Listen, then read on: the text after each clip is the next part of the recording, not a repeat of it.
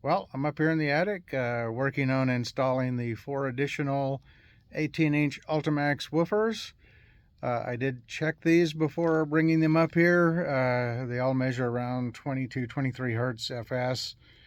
So maybe these are from before the parameter change.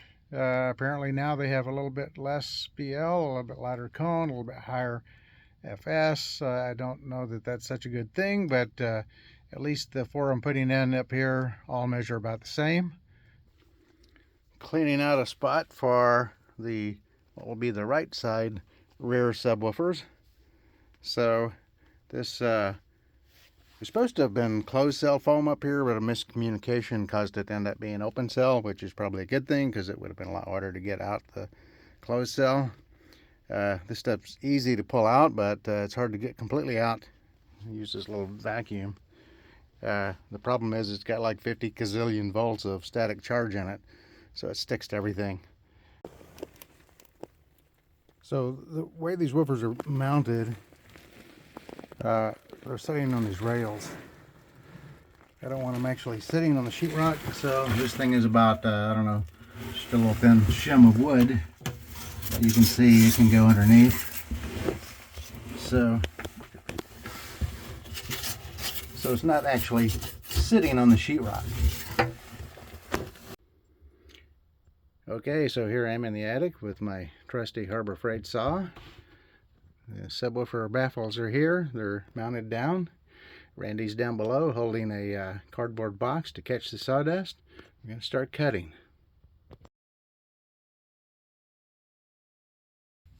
The additional four 18-inch Ultimaxes have been installed and connected. There's two of them. And here's the other two.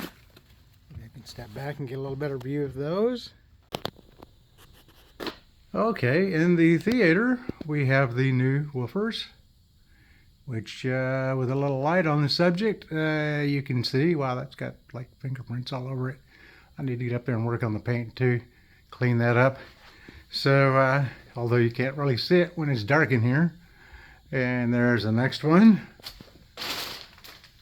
And then if we come over here, you can see, well, that one and this one. So those are in place, they're connected. They're not integrated into the system yet. I'm not sure exactly how I'm wanting to do it. I know the Marantz has 4 independent subwoofer outputs, so I might utilize that. But right now I'm just using left and right in large speaker mode, and not even using LFE right now. So I may change that now that I've got those. In the control room, we can see the back side of where I'm filling this in. First thought was that I would, maybe just put some shelves in there, but then I'm thinking that's just going to be a catch-all, get cluttered like everything else in this house. So I'm thinking now, what about just put a monitor in there so that I can see what's on the screen out there. So I think I will look for a monitor. I've got about 20 inches of width there, so it won't be a real big monitor, but just put a monitor in there that will have the same information that's out on the theater screen, so I can see what's going on from inside the control room. So that's the plan for that now. Over here, the network stuff is mostly set up. I still haven't mounted that panel. I need to do that. I think I've got everything on it now. So I've got the NOS running, got a lot of my movies on it. Got a nice little power strip over here for all this stuff. So I'm probably going to make a custom length power cable for the NOS and route it neatly over here and plug it in somewhere. And I've got, this is a power over the Ethernet for my Ubiquities. I got one in the hall, one in the garage. And so I have it's not here right now, but I have a little PC that I'm going to use for Home Assistant. But I'm leaving town tomorrow on a trip, so I'm going to take that with me to work on continuing to figure out how to set all that stuff up. So it's out right now. I've got an IR repeater set up, which is this little device down here. And they did it in a stupid way. They have these little emitters that are really designed to actually see. It's got the little paper backing you pull off and stick it to the front of your device where the IR sensor is, which is idiotic. Whereas the Harmony remote uses this really nice IR emitter. I wish they would have done this, because if you just use one or two of these out here, it doesn't work. But by using pairs of them like that, there's actually two on each wire that plugs in down here. So, but by doing it that way, it actually works.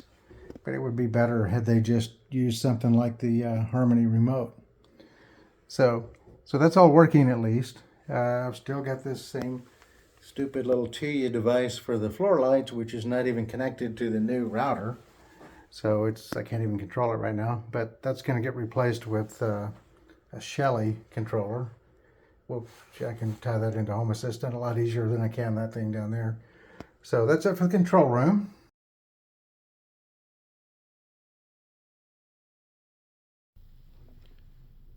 Testing out the LEDs on the back of the acoustic panels. Just holding a 9-volt battery on here.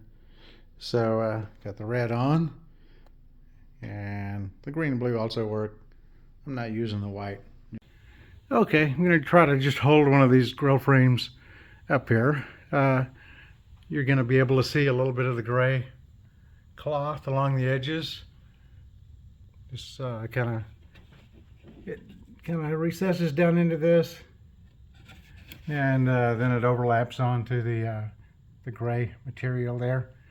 And so you can imagine 4 of these, one here, and then if you put one down here, then there'll be just a little bit of a gray strip still showing there.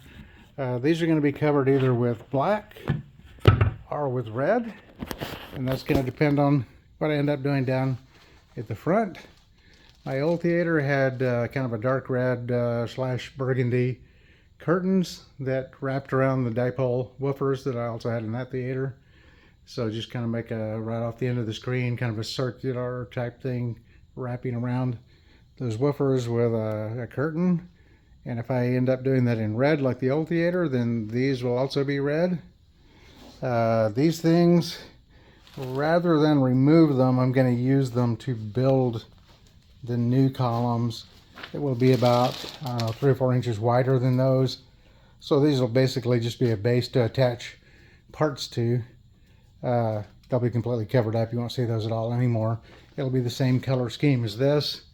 It'll be the gray. I don't know where you can see that fabric. Probably see it better there. But it'll be that same gray fabric for the trim. And then either the burgundy.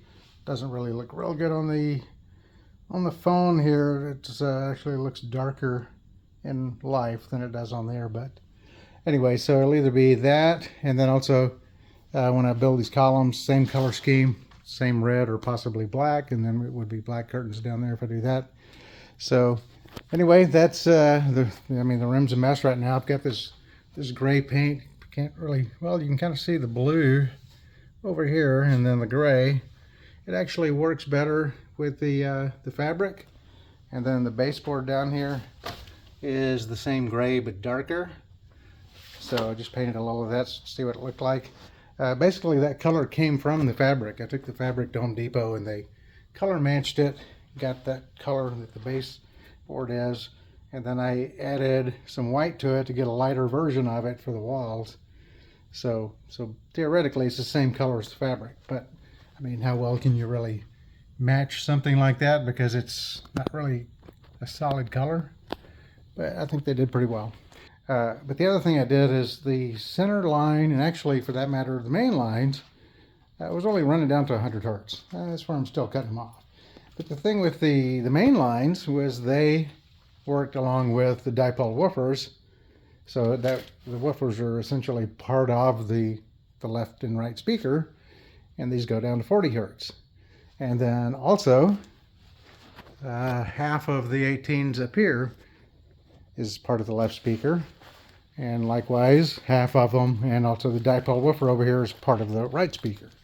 So essentially the line, the dipole woofer, and the IB woofers are all one. and covers from, I've got them cut off at about 13 hertz or something, 14 hertz. And so the center though was just a line by itself. It cut off at 100 hertz. So since I've got these mini DSP flexes, I don't know if you can see that. I might need a flashlight on that. Let's see. Let me get a light on the subject. So I got the little flex there, and I'm using the second input 2. I don't know if you can see that. It's coming from the center channel information. So basically, you come out of the wall here with the center channel information. You split it 3 ways. One of them goes into this mini DSP, and it's the crossover for the center line, and then it splits out and goes to input 2 on each of these. And now the center speaker also gets the benefit of the dipole woofers and the IB woofers. So now the center speaker is also basically 14 hertz up. So it's basically operating in phantom mode from 100 hertz down and true center mode from 100 hertz up.